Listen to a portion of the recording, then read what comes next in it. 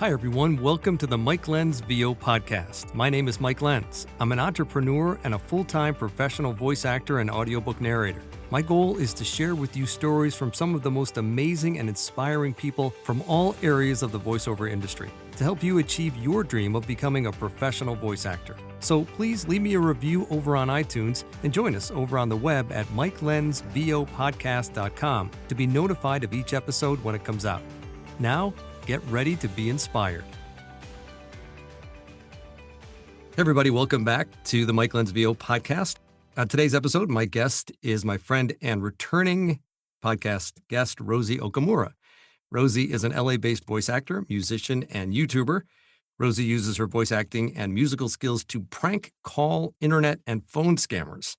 Having already developed a growing career as a voice actor, Rosie's life kind of went off course a little bit when her mother was scammed out of a pretty substantial amount of money. And Rosie was determined to get her mom's money back, so she started investigating the dark world of online scammers, posting her first revenge phone call video on YouTube. And now, I don't know, I think she's close to 2 million subscribers later. She is one of the internet's most popular influencers advocating for scam victims and embarrassing people behind these crimes in hilarious ways. And she recently launched a private investigation firm, IRL Investigations. So we're going to talk about that as well. So first of all, Rosie, welcome back to the show. Thank you for having me. I'm glad to be back. For those people who may not have listened to the first episode, because you were on a few years ago, let's just kind of recap your journey. I know I gave a little bit of blurb in the intro, but kind of fill in the blanks a little bit for your journey into the VO world and also kind of pivoting over into the YouTube and social media influencer world through this crazy kind of circumstance that happened with your mom that kind of propelled you into what really has become a career for you. Yeah, so thanks for having me back, first of all. Excited to be here. And if anyone hasn't listened to the first episode, how dare you? Can you But believe also, it? no, there's no wrong way to start listening to this podcast. So maybe they typed either one of our names in and this popped up. But yeah, my journey into voice acting has been very interesting, very unique, just in terms of how I sustained it and stayed interested and just went off into a really unique route and world into it. So, it's something I always wanted to do. So I took a class. Everyone's advice in all the Facebook groups and networking groups are take a class, see if you like it. Oftentimes when you get into voiceover, it's nothing like you think. Just because people tell you, oh, you should be on the radio or you should get into voiceover.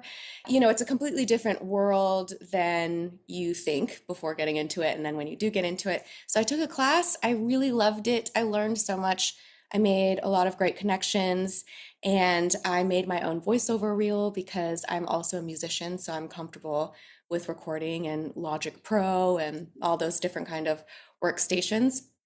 So I saved a bit of money doing that. It was a risk because you do get what you pay for most of the time in the VO world with reels. A lot of people can tell if you've done it yourself.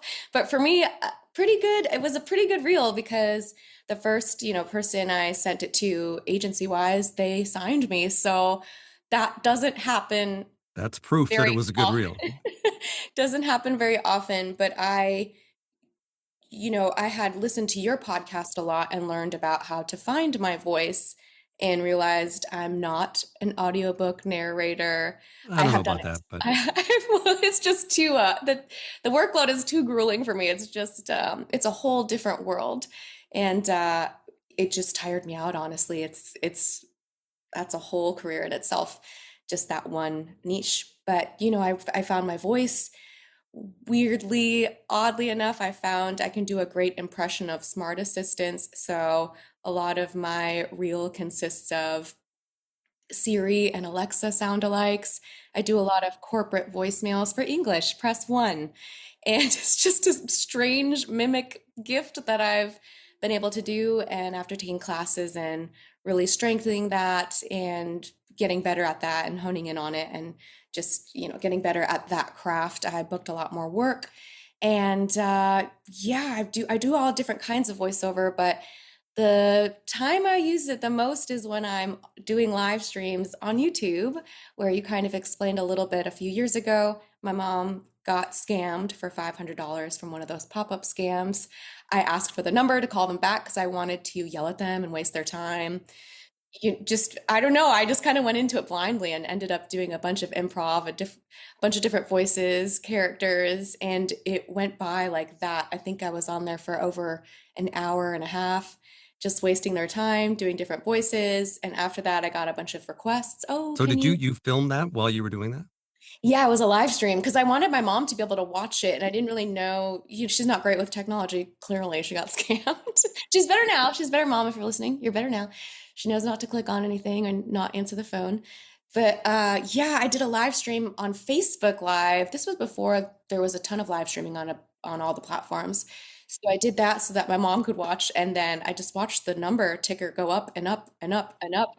And I was on there for an hour, and there were a couple hundred people in there, which was a lot for me at the time. It's a lot for anyone, no matter what you're doing. And, then my inbox just got flooded. Hey, all ages, all different kinds of people. Can you call this number? I just got scammed on Craigslist. Can you call this number? This person got my grandma. Can you call this number? What? And I got all these requests, and I was like, well, I'll try again. So I just posted a couple videos on YouTube. Some random person posted it on Reddit. It made the popular page, and my YouTube channel grew from, I just made a post about this actually, 378 subscribers to over 200,000 in like 6 weeks or something Wow. wild. Wow.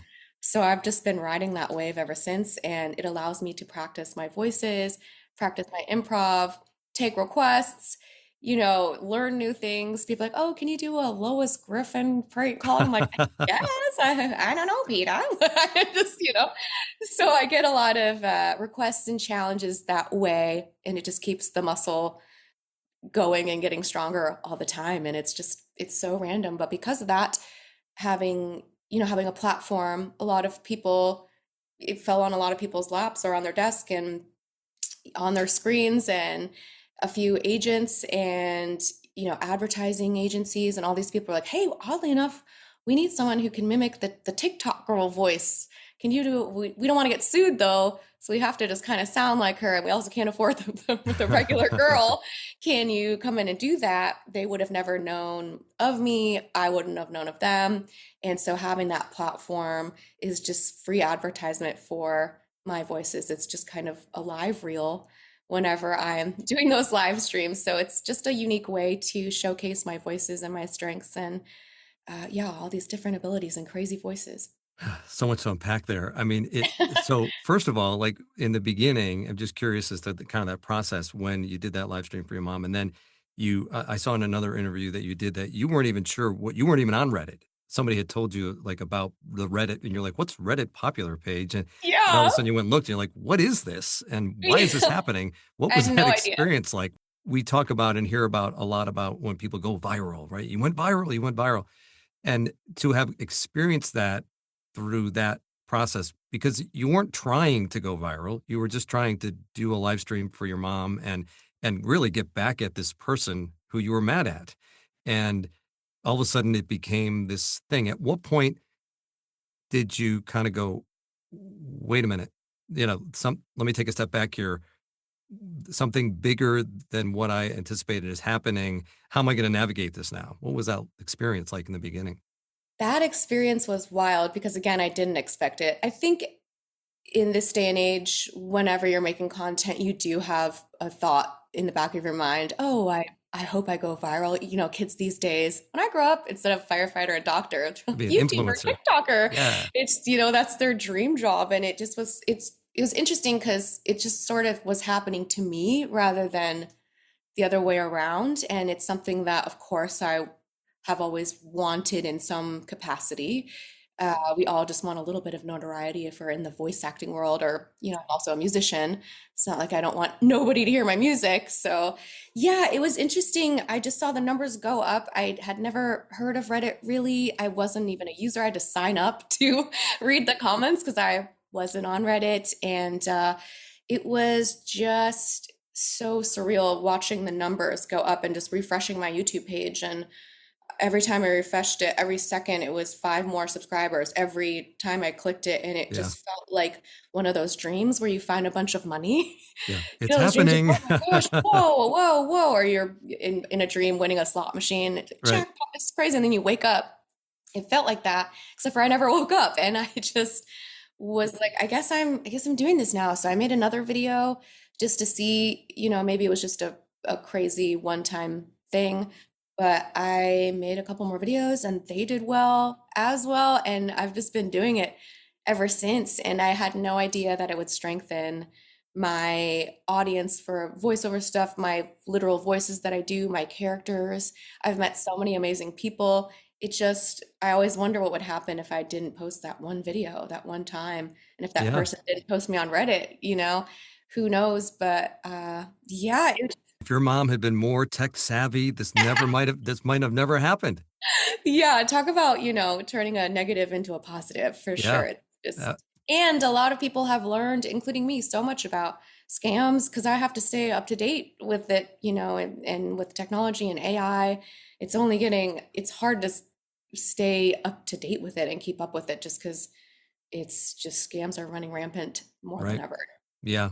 Yeah. And I know that, putting yourself out there and doing the things that you're doing, when you're creative and you're creating things that you want to create, then typically people find you. So, the ability to create the content that you want to create and then have people find you versus I'm going to try to create content that I think somebody who might want to hire me to do XYZ would want me to do. I think it's a different approach because Mhm.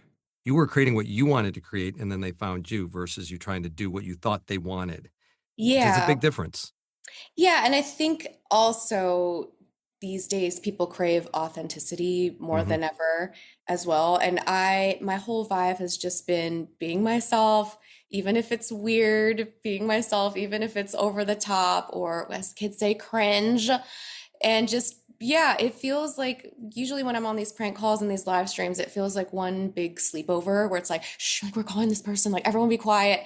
And oftentimes people in the chat are like, why am I covering my mouth? Like I am trying not to laugh out loud, like I'm there in the room with you. And that's the exact vibe that I want to give is Yeah. like, we're all hanging out, we're all friends, like we all, just crave connection and people being genuine and people being themselves. And a lot of good can come from that. And I think that's what draws people to my content is that even though I'm pretending to be other people as characters, it's all very real and authentic to my personality and the way I would do things and just my weird sense of humor. Yeah, it's so much fun. And I've jumped on some of your lives and watched, and I do the exact same Yeah. thing. The same thing, I'm sitting there watching, going, how is she not? How are you not? How are you keeping it together? Like, how are you not cracking up? Because you'll do like this, you'll cover the phone, and I'm like, I don't know how you do it, and then you jump right back into the voice, and like you'll be talking to the people on the live, and then boom, you're being whatever voice you're doing, and it's pretty fascinating to kind of watch objectively as someone just kind of watching you do this. And it is just you being you. And that's kind of cool. And it's funny because I remember I was it must have been the last time you were around, but somebody that I know, some friend of mine, we were on vacation and she had called me about something and I got on the phone with her. I was outside the restaurant talking to her and she's like, "Oh, but before I ask you my question, you know Rosie?" She goes, "You know IRL Rosie?" She goes, I can't believe you know her. I'm like, yeah, yeah, yeah.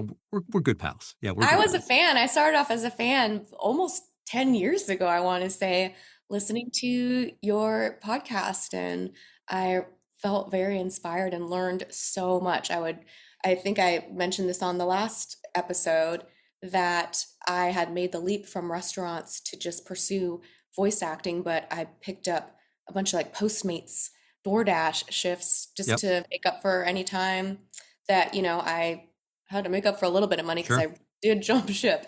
And when I would drive around, I would listen to your podcast and just get pumped up and learn so much just driving around. And I remember having a moment of one day I'm going to be on that.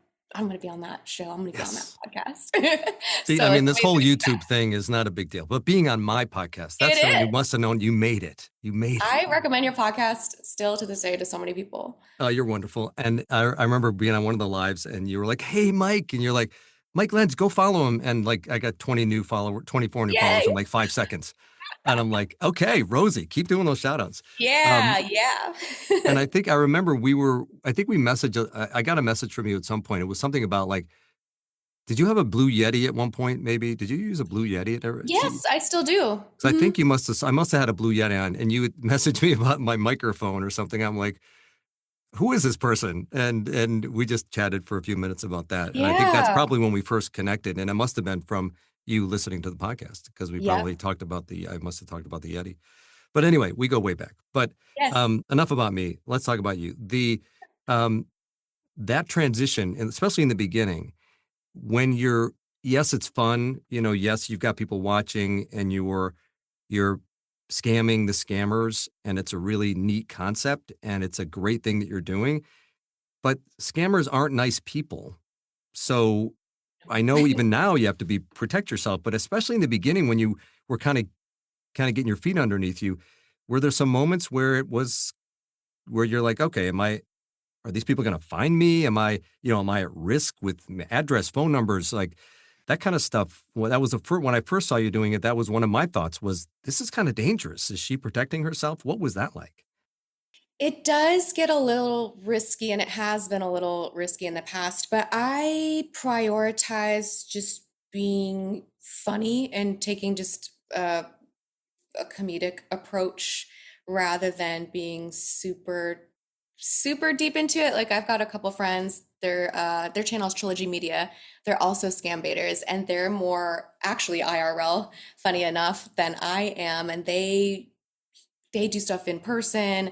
They find people and trap them. They set up all kinds of like sting operations, and they're actually doing in real life investigations on that side. So the way they do things scares me. I'm like, that's just so scary. But they also have a team of people. I'm just a woman by myself. So it's a Right. little crazy. But for the most part, it hasn't been the scammers that have been a threat to my safety or made me feel weird, just because I keep it funny and then I hang up, and then their day goes on and my day goes on. But for me, it's some of my subscribers or followers have been interestingly invested or intrigued or feel, you know, a lot of people just feel like they have access to you because you have this Right. audience and you have an Instagram and you've got social media, and they can leave a comment or send you a message, and they just feel like they have access to you. And when that mentality gets into the wrong kind of brain or person, it results in some interesting situations where, I've been doxxed. My address has been doxed in the comments very early on when I didn't expect for my YouTube channel to blow up. Mm-hmm. I didn't take the precautions that I should have had I anticipated any of that. So my address was still on, whitepages.com and Spokio and all those pages, and people were sending pizzas to my house. That was like a whole thing. I've talked about that story before where uh, they sent 3 different pizzas from 3 different restaurants, cash on arrival. They didn't even pay for them. Well, that's Cash on rude. arrival. I know people are like, free pizza. And I was like, no, I was like, I'll pay you, but I didn't order these. And I had a guy from Papa John's at my door. It was 10:30 at night. It was late too. It wasn't even like normal dinner time. It was just really jarring to get a knock on the door. And Wow. then this happens, and they're like, oh, for Rosie, is this your number? And I was like, yeah, but I didn't order this. And then the Papa John's guy is walking away, and Domino's walks up. And then at the same time, I'm sending Domino's away. Pizza Hut's walking out. I'm like, what is happening? And it's funny to look back on. It's funny from the outside, but it just was kind of scary and violating of like, who's doing this? Sounds like a scary movie. Yeah. Yeah, nothing's scarier than not free pizza. Can you imagine that? And 3 of them in So a row, rude. all at the same time. But yeah, I mean, it is funny to think about it now, but at the moment, I imagine that must have been a little disconcerting that somebody knows where I live, somebody has my number, somebody ordered pizzas to send to my house, and I don't know who it is. Yeah. And then they blew up my phone kind of in the middle of it happening right after I Yeah. answered it. And they spoofed my number. So they were calling my phone with my phone number showing up on caller ID, making it extra scary. I still to this day have no idea who it was. And it was multiple people on the phone. Like, hey, Rosie, like, we love your videos, ha ha ha. But then they said like mean stuff too. It was really, Yeah. really strange. So I moved very quickly after that, changed my phone number, locked down all my information. I'm on a friend's phone plan with a very common name, so it's my phone's not even under my name. So even if you wanted to, you couldn't find it. And I've moved, yeah, a couple of times. And yeah, again, it's more the followers and Yeah, that's interesting. That yeah, what you're doing isn't actually the part that's the scarier part. It's the more is being more known on social media, and it's I think Mhm. they call it parasocial relationships. People Yeah. start to think they know you because they follow you, and then that's that weird crossover where people think, well, we're friends because I follow this person. It's strange. People will message me, "Hey, I've noticed like you have like a sadness in your eyes. Like, is everything okay?" And I'm like, "You don't know me. Also, I'm fine. Mm, What are you talking about? I just want to pay all my bills or something." But just people, yeah, they just feel like they have access to you and they feel like they know you. And it's just, there's only been a couple times where scammers have been a little scary, but I've not enough to super remember. But those lottery scammers, the Jamaican scammers that I prank a lot, they are kind of dangerous. They're kind of like the mob. So okay. I have to tread lightly with those. And Yeah. Yeah, that makes sense. just because they have like harmed people and Oh there's gosh. yeah, so I just I've had to take a step back a few times just out of precaution, not because anything really happened, but just got to feel things out and nothing is worth, no amount of likes or subscribers or super chats are worth your safety and well-being. So Yeah, no, that makes sense. That makes a lot of definitely had to sense. take a step back a couple times with those scammers, but for the most part, everything's fine. Yeah. And I know you've also kind of learned, I think you might have mentioned this on the last episode, the last time you were on, was that there is really a network of people like yourself that are out there doing these things and even deeper, deeper stuff. So you've learned from them how to protect yourself, how to protect your phone number and location and those kinds of things. So there are resources out there for you to access to keep yourself safe as well. Yes, yes, yes. There's a lot of preventative things and then also things after the fact that you can do too. Just a lot of it's just removing your information off the data broker websites where you can pay $1 and have anyone's address. It's pretty freaky. So Not good. Not good. So let's just talk a little bit about the influencer thing. Then I want to get into mhm. IRL investigations. The influencer world, I know a little bit about it. I don't know a lot about it. So maybe kind of explain to our listeners a little bit, people that might be listening and thinking, how do I become an influencer? Our daughter works in Manhattan. She's a marketing executive, and she created this some kind of a program with the company that she works for, and I signed up for it. And I'm like, well, honey, I can't sign up for this. She goes, well, do you have 1,500 followers on Instagram? I'm like, I've just about. I'm like at 1,480. She goes, no, you'll get in. You're a micro influencer, Dad. So just for the record, I have at least one marketing executive who has qualified me as being a micro influencer. So I'm working my way up, Rosie. So what what is the influencer world? What is that all about? Like, what does that even mean? And I know it's working with brands. I know it's maybe doing some creating video content. Is it, do you just explain that to me? I'm not even going to try to explain it. Can you explain that world to me a little bit? Yeah, so I don't consider myself an influencer as much as I consider myself a content creator. Okay.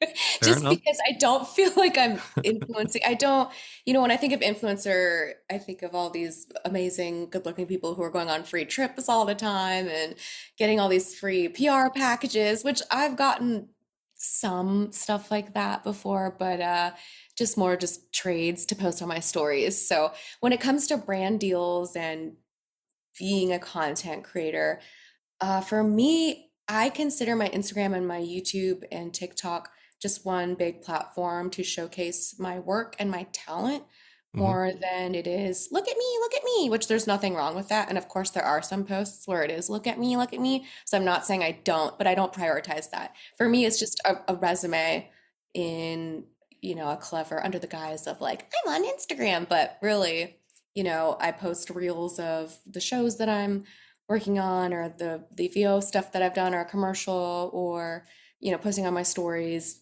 articles about the shows I'm on. So a lot of it is just as long as I have followers, then I have an audience for the work that I'm doing. Yep. But yeah, it's interesting again, the parasocial things that come along with that. I have so much, I have it turned off where you can't message me unless I follow you or if we have friends in common or something, just because there's just so many weird people. And it only takes one weirdo to be weirded out. I'm not saying that, oh my gosh, everyone is obsessed with me. It's not that at all. It just takes one, right, to be interesting.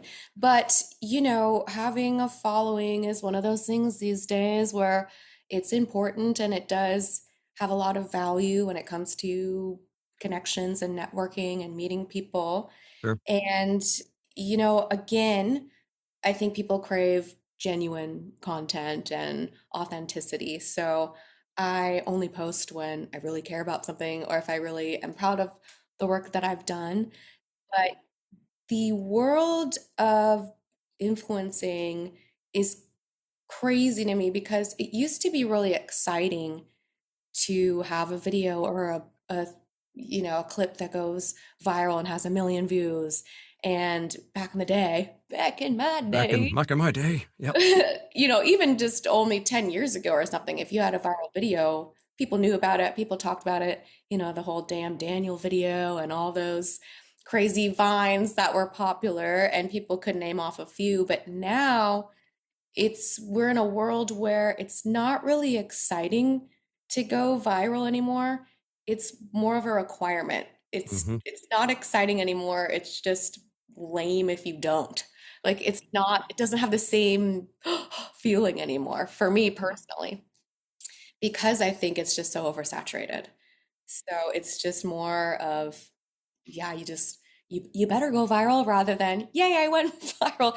And I used to get so excited if a reel hit 1 million or 2 million. I remember the first few videos that did hit big that way, and I was like, oh my gosh, this is crazy. Again, the feeling of finding money in your dreams. It was just such a rush. And now I just like lay there in my bed, I'm eating chips. I'm like, ugh, this didn't even break 200,000. And I'm like, what a brat. But it's just kind of how things have shifted now, Yeah. where it's not exciting, it's just a requirement, which is kind of takes the fun out of that whole magic that used to be. Which I'm not saying that people shouldn't be excited if they go viral. Of course, Yeah. feel how you feel, but just the oversaturation of everyone's a content creator now. Everyone's trying to make a reel that goes viral. Everyone is doing it. So it's not just a handful, and you don't feel as special anymore. At least I don't personally. Nothing wrong with people who do feel special going viral today, but just my personal experience comparing even just 10 years ago, how social media was.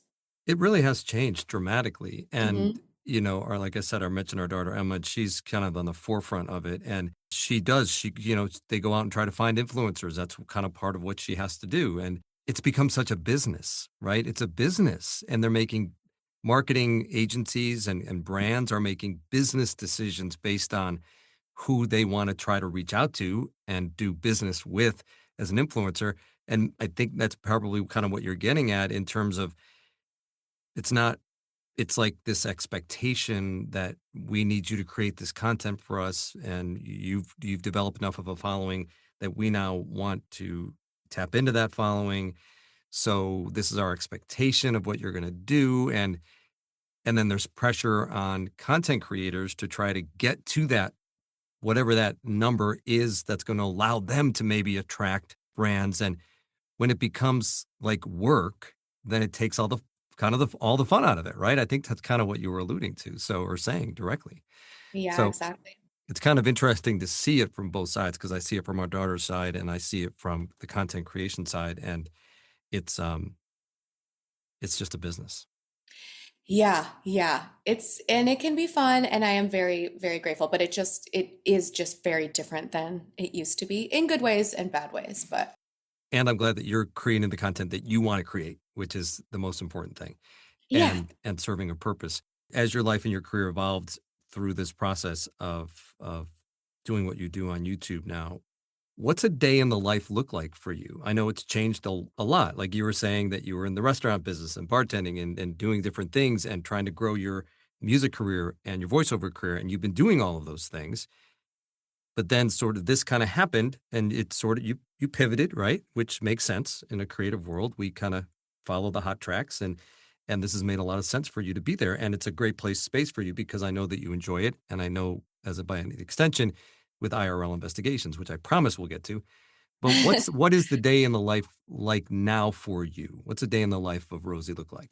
A day in the life for me. So I have four different careers, basically. I am a voice actor, content creator, musician, and I'm also a private investigator. So I live in four different worlds, and oddly enough, they mostly all cross into each other at some point in the day. You know, they overlap and are all sort of related to each other in very unique ways. But for me, you know, I've got two agencies. I've got one in Los Angeles, Dean Panero, and then I've got one recently in New York City, Stewart Talent Agency. And so, depending on what kind of week it is, I probably get about 3 to 5 auditions on average a week. And so if I have those, they're usually due, you know, they give you 3 to 5 days. Sometimes there's a rush. So I'll tackle any auditions in the morning before it gets loud with leaf blowers outside. And then I'll get on my walking pad, which is my little mini treadmill, and I'll edit short form content. My rule is 3 to 5 short forms while I'm on the walking pad from my long form content, which is usually a 3 to 4 hour live stream. So I'll get that done. Then, when I'm done with that, I'll sit down at my computer and work on any private investigating stuff that I've got to do. And then, if I have any music stuff, which we have a show coming up in a couple weeks, we've got rehearsals.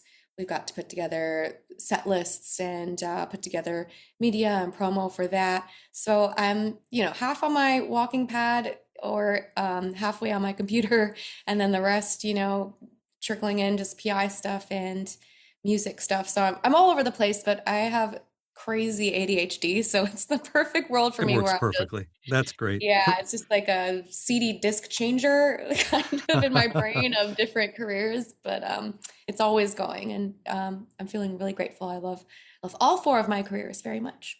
That's great. Let's talk about a little bit about the music because I think when you were on last time, you weren't doing the music because it was COVID post COVID, and Yeah, things that's had right. really slowed down in the on the music side. So you picked that back up. Tell our listeners a little bit about that part of your career.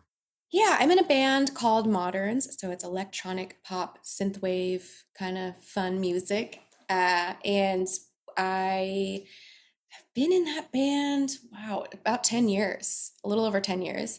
With my friend Christopher, we started out doing just a lot of commercial licensing music, and we found out we work really well together. He was in a project with his friend Alan at the time. They wanted a female vocalist and maybe someone else to help with lyrics. So I joined in. Alan wanted to pursue his own solo project, so it dropped down to just me and Christopher, and it's been me and Christopher ever since. And yeah, we've written a lot of music cues and songs for, you know, what do they call, little sound libraries and stuff for film and television.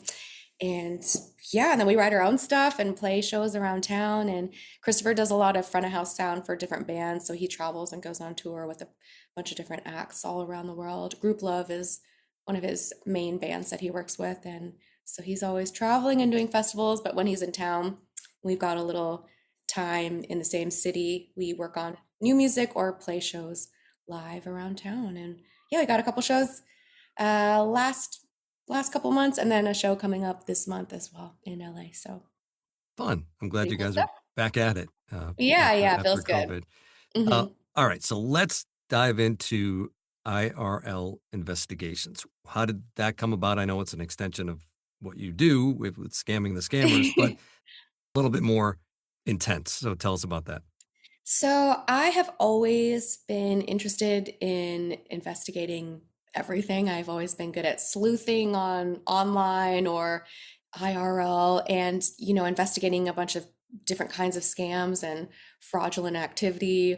And so because I'm good at that, a lot of friends would say, "Hey, can you help me figure out who this person is bullying me in my DMs?" Or I would get a DM that was offensive or a message or something weird, and I'd try to find out who it was and be like, "You better be careful. I can find out everything about you."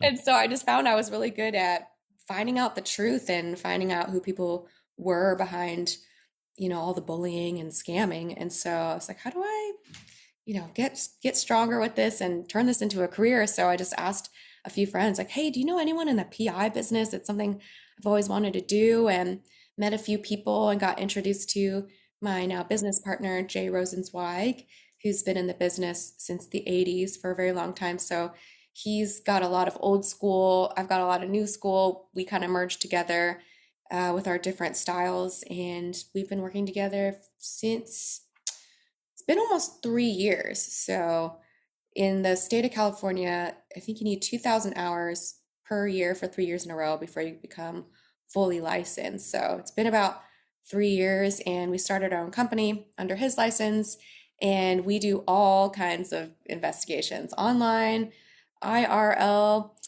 cheating, fraudulent people at work, workers' comp, people faking personal injury case things. It's just, those people who have the crutches and then they throw them in the back of the car, those kind of cases, and cheating spouses. And a lot of it is process serving. So, in the movies where you see people, you've been served, that we do a lot of that, but we get the difficult ones of the people who are evading. And my voiceover and improv skills come into handy with that too, where I have to make calls and so I've played the old lady, Oh, getting really? someone to So answer the you'll phone. all right. Mhm. Yeah, I've faked voicemail prompts and things like that. I have used my VO skills in the world of PI stuff as well. So it comes in handy. You never know where your skills will cross over, but it's been an amazing journey so far, and I don't think I'm gonna get sick of it anytime soon. That is crazy to me. That is It is crazy. I but love it. you had that kind of in you even before you started doing, you said you've kind of always been interested in the private investigation world, Mhm. even before this whole scammer thing kind of came Yeah. along. Yeah. Oh, I'll find out anything. A lot of it started with getting gross DMs from people that, like, guys who feel like they can say anything. And I'm like, okay, well, I just found your entire family. So, Maybe they want to see this text so, you just sent so me. Yeah. maybe, so maybe watch out, because you never know who you're saying that to.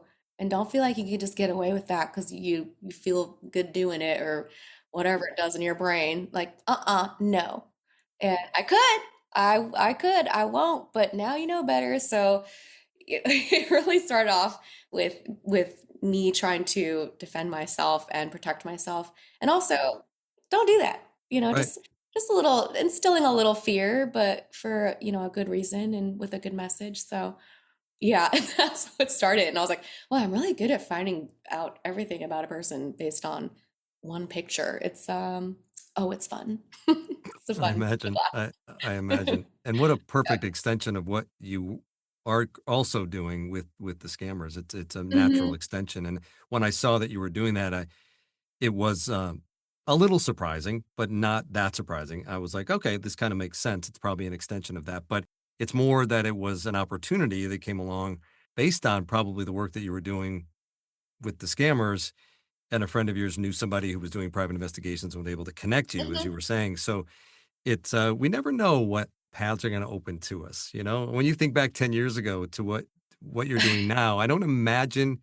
Maybe you could have imagined it, but I'm not sure that you would have been I able would to do not that. have thought I would be running my own company and, you know, being as busy as I am with it at all. It wouldn't surprise me hearing that back in the day that I'd be interested, but I would, it's crazy. I have, yeah, my own company now, and we're busy, and never a dull moment, especially with the process serving, which is, yeah, I have a whole thing in my trunk, and I should just do like a little TikTok or YouTube video of everything I have this whole thing in the back of my trunk with different wigs and clip and bangs and Oh hats my and gosh, you should definitely do that. fake delivery bags and coffee cups and Amazon Prime delivery. It's anything you can think of, blonde wigs, red wigs, all of Well, it it. was kind of like who was that guy that did it? He and his wife were bounty hunters. What was it? Dog Dog the the bounty Bounty hunter. Hunter? You could like do a whole reality series of. I know, but Rosie, then Rosie the processor. it would literally blow my cover though. That's true. So I'm weary. People are like, oh, people would love to see this on TikTok, or you should start a YouTube series. I'm like, yeah, but then I wouldn't be able to, then Yeah, that's people would true. know it was me and take off running. But Yeah, that's you know, true. Amazon blonde wig. I'm out of here. See that yeah. that They're like, I DoorDash know bag. this girl. You Yeah, only have so many wigs. So but yeah, there's some pretty crazy stories.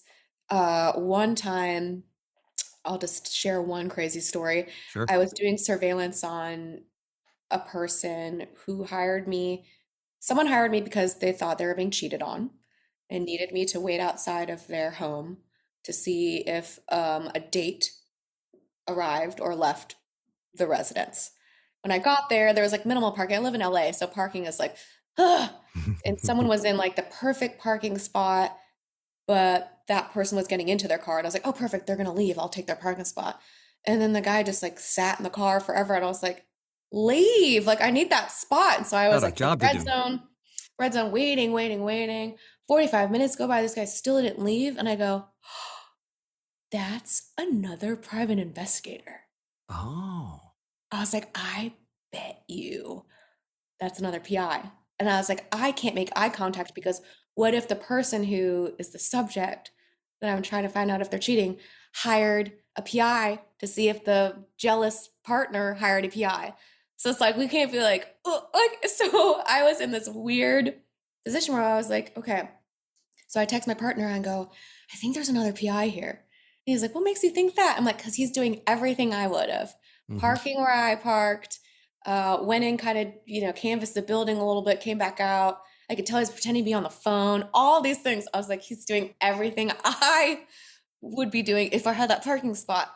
So my business partner goes, like, let's run the plate. Let's see, just out of curiosity, because I had been there doing surveillance for 4 hours by then, and the guy was still there. Hmm. So I was like, he's definitely. So we ran the plate. And then it turned out we knew each other. Oh my gosh. So my partner ran the plate. He goes, do you know who that? Not only is it a PI, it's blank so and so. I'll call him John. It's John. And I was like, are you serious? Because I didn't make eye contact because I'm trying to stay stealthy, and you never know. And so the whole time we knew each other. And this Did person you ever hired. talk to him? We got on a three-way call, like laughing hysterically. So my So business was he partner, doing, was he, yeah, what was he doing there? he was there for the same person. The person hired two of us. Oh, why did he do Yeah, that? I don't know. Extra paranoid. And I Wow. was like, am I not good enough on my own? And Yeah. John was like, am I not good enough? And he was like, I could have been taking a nap by now. Like I'm so tired. I could have left and took a nap. But it was a crazy story. That So was wait a minute. one. What was the guy paranoid, or what was it really happening? Nothing ever happened. No one left or So no one at least arrived or what you left the guys house. saw, nothing happened. Yeah, the most exciting thing was like, John's here. What is going on? But yeah, nothing. That was one of those cases where surveillance was very boring. You're just sitting in your car for 5 hours. Just Yeah. you can't be on your phone because if you miss a split second of the footage you're supposed to get, Right. you can't be on your phone. So it gets very, very dull at times. But What's your favorite part of the IRL investigations? my favorite part of IRL investigations is just finding out the truth, like the moment where you find, because I always know the answer is out there somewhere. Hmm. I just have to find it. Yeah, that And discovery moment when you're like, yes, yes. and so it again, it just feels like winning the jackpot. It's just such a rush of dopamine or whatever is going on in my brain. But when you have those moments of finding it, it all falls together and you piece it together. Because I'll spend hours just pulling. Hmm. And then when I find the one connection, I'm like, oh, because it feels good because anyone who's hiring us just wants the truth. They want an answer and they can't do it on their own. They either don't have the capacity to do it or the skill or the resources or the patience or the time. And I love all those things. And when you finally get that moment of truth, you're like, oh, and you feel so good that you did it. But then it's so gratifying to tell the client, like, here's what I found, even if it's bad news, but now they don't feel crazy and now they have the truth. It's just such a good feeling to yeah, get the truth for people. And that Hmm. moment of finding the treasure is just, I'll never get sick of that. That's fantastic. Well, we've covered a lot in this episode. I'm really glad you came back and kind of give us an update on what's going on in your world, which is all exciting. That's amazing. What if you were, I'm not even sure how to ask this question. I guess if you were sitting across from a aspiring voice actor or slash content creator slash wannabe private investigator, because you're all those things, what would be a single piece of advice that you would give them? My advice would be, and this might have been my answer last time, is you're never done learning. And don't let your ego and pride get in the way, and stay humble and make sure that ultimately at the end of the day, you're doing it for the good of other people. That for me is fulfilling when I'm serving other people, helping other people, and also doing it with humility and not letting my ego get in the way. And again, with all that being said, you're never done learning. So I have done stuff in the PI world where I'm like, oh, I should have done it that way. Or my Mm, business partner will say, hey, it's better if you do this. And I'm like, oh, no, I wanted to be perfect the first time. It's like, I'm going to take this and turn it into just getting stronger and better. And that goes with VO as well. And I even just recently took another class. I've been doing voiceover for, I don't know, 7, 8 years. And I took another class and just did, again, just intro to voiceover, because things are different now. The way you market yourself is different now than it was 5, 6, maybe even 3 years ago. And it's it's interesting to be around people who are new and learn from people who are completely new and not jaded and not prideful. And it was an expensive class, but I went back to the same person because her name's Carol Kimball. If anyone's in Los Angeles, she's the best. She's got a bunch of different levels. I was like, I'm just gonna go back to intro to VO, because it's different. And I learned so much. And what the funny thing is, I've performed in front of a lot of people. I've done live streams for a big audience. I've, you know, done pretty scary stuff with big audiences. It is so nerve-wracking to read in front of the class. Like, it's just, and that's a muscle people don't get to strengthen very often, is reading in front of people. Read out loud. Everyone listening to this, if you want to be in VO, read everything all the time. When you're driving in your car, read all the signs, read all the license plates. Great diction exercises, just reading every license plate. I do it on the way to auditions and sessions all the time. I read everything around me. When you're in the shower, read the shampoo bottle. Like, there's no time, there's no downtime if you're serious. But yeah, my long story long and long answer long is, you're never done learning. Take another class, even if you've been doing it forever, even if you have two agents, because I still felt nervous and I still learned so much and met amazing people. And you learn a lot from people who haven't been in the business a long time, just their fresh way of doing things. And yeah, it's really awesome. So save up and take it different back. perspective for sure from Mhm. different people. And I participate in this master class, which is twice a year, and there's usually up to 6 sessions with PJ Oakland through Dayan Institute, and there's always a producer from a producer from either one of the big five or other producers or publishers. And there's always one, so it's one-on-one, but there's maybe 20 of us in the master class, and everybody gets to bring up to a 2-minute read, and then you read for this publisher and PJ, and then PJ gives you notes, and the publisher gives you notes. He calls them level ups, is what PJ calls it. Mm, And I've done over 400 audiobooks, and crazy.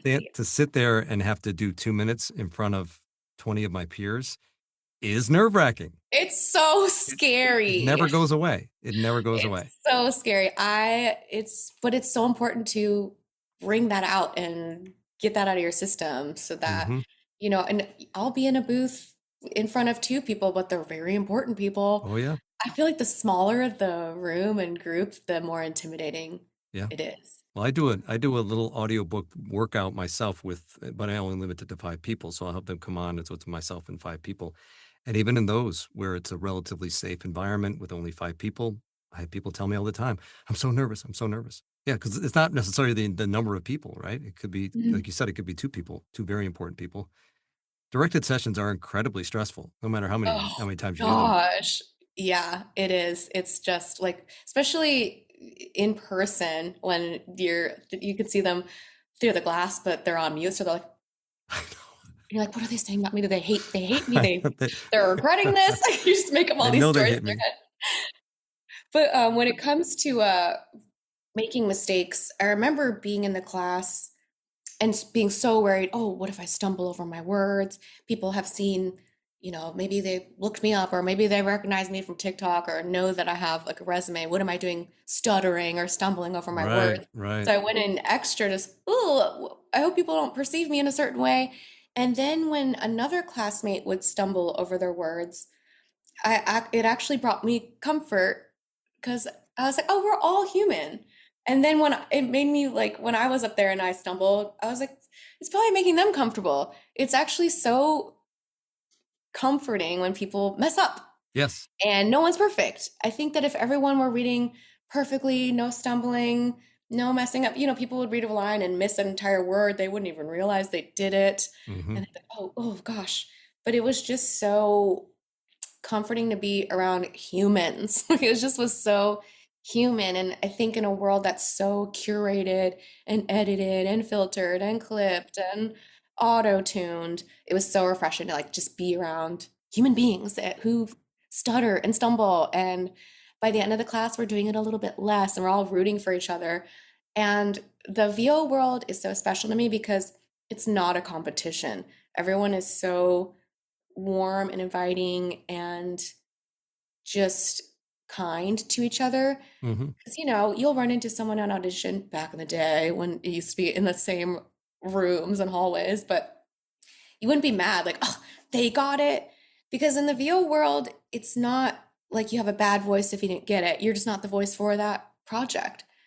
And there's such an understanding, I think, with all of us in the VO world of, oh, I just wasn't the voice for it, not, oh, I'm a bad singer. Because people can objectively be a bad singer, right? And like, you just can't sing that song. You're not in the band. You're not going to make it on America's Got Talent.